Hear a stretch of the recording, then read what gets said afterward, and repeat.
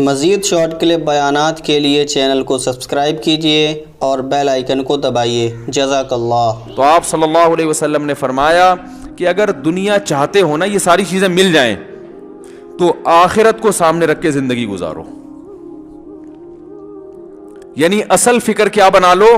آخرت، اور یہ ساری چیزیں پھر آخرت کے تابع ہو جائیں گی۔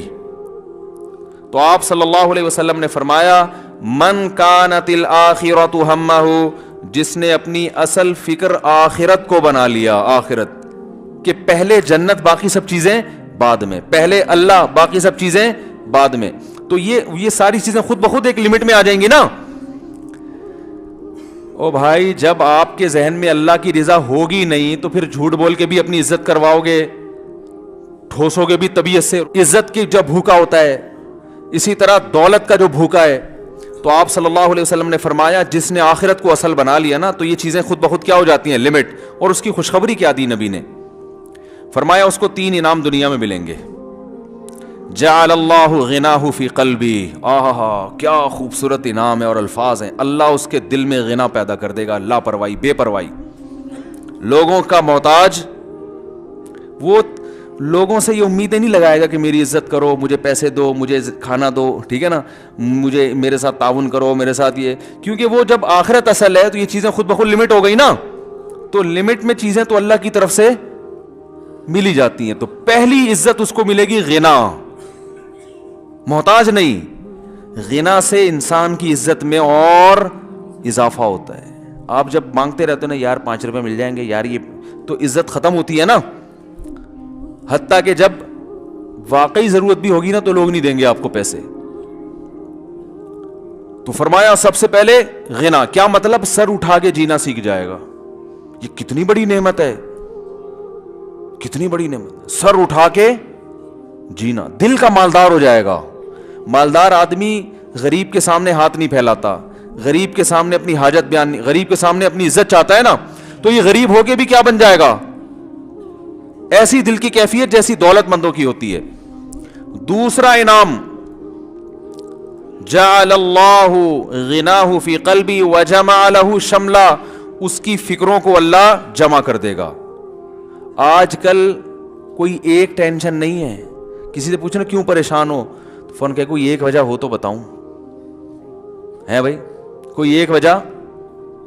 ابے بھائی کیا ہو گیا؟ یہی ہوتا ہے نا۔ یہ میرا بچے نے بھی سیکھ لیا، بھائی کیا ہو گیا؟ وہ چھوٹا سا بچہ ہے بھی 4 سال کا، وہ میں آ رہا تھا تو میرے پیچھے پیچھے وہ بھی آنے لگا، چھوٹا 4 سال 3.5 سال کا ہوگا وہ، بالکل آپ نے دیکھا نا پدا سا۔ تو میں نے کہا بھائی کدھر آپ بیٹا گھر رہو؟ کہہ رہے بھائی کیا ہو گیا؟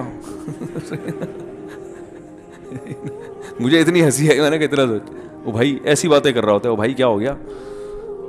تو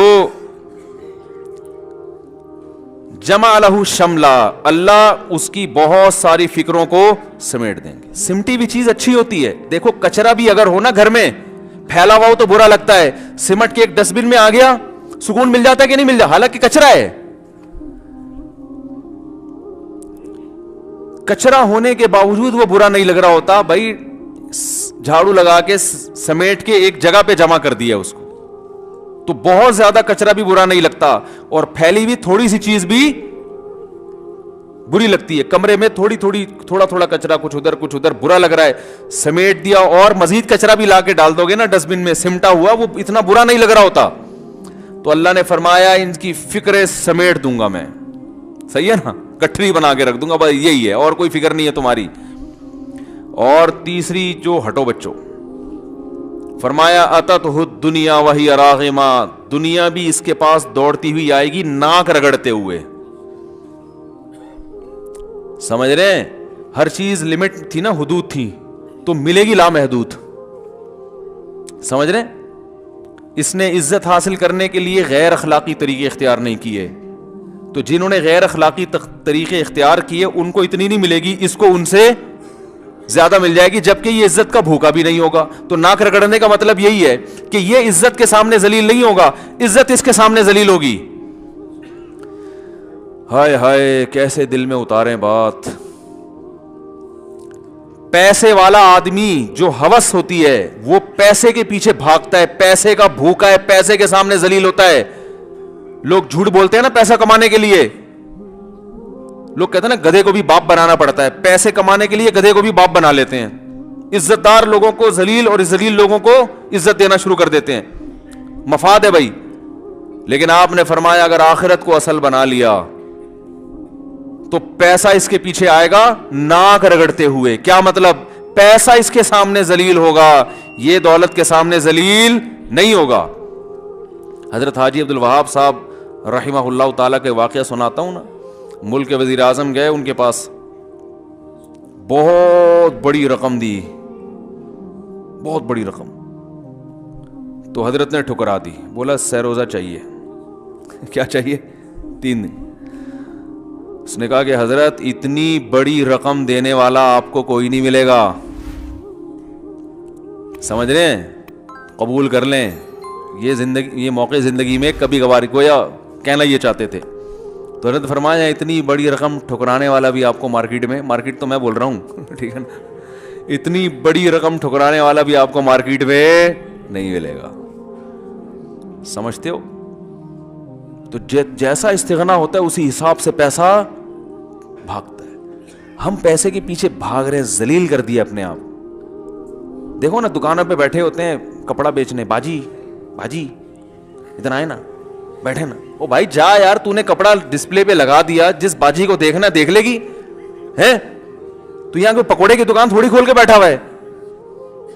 وہ آئی اسی لیے کہ کپڑا خریدنا ہے اس نے, لیڈیز کپڑا, تو لیڈیز کپڑے کی دکان کھول کے بیٹھا ہوا ہے. باجی مولوی صاحب, صوفی صاحب ادھر آئے. وہ تھان پہ تھان دھڑا دھڑ کھولے جا رہا. ایک نفسیاتی اثر ڈالنے کے لیے نا, کہ اگلا بولے. ہم تو بھائی کنفیوز ہو جاتے ہیں, کبھی کپڑا لینے جائے نا, ابے نہیں کھولو, نہیں کھول کے دے, اتنے کھول دے. آدمی کہتا ہے یار اب نہیں لیا تو یہ بولے گا اس کو تمہارا باپ لپیٹے گا یہاں بیٹھ کے. معذرت کے ساتھ تھوڑی سی ابیوز لینگویج استعمال کر رہا ہوں, لینا نہیں تھا تو یہ کون لپیٹے گا. یہ نفسیاتی اثر ڈالتے ہیں. اتنے تھان کھلوا دی اور لے ایک بھی نہیں رہے.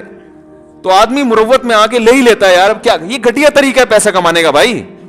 ٹھیک ہے آپ تھان تو کھولیں کسٹمر کی سہولت کے لیے, اس کو غیر اخلاقی طریقوں سے گھسیٹنے کے لیے یہ پھر پیسے کے پیچھے بھاگ رہے ہو آپ.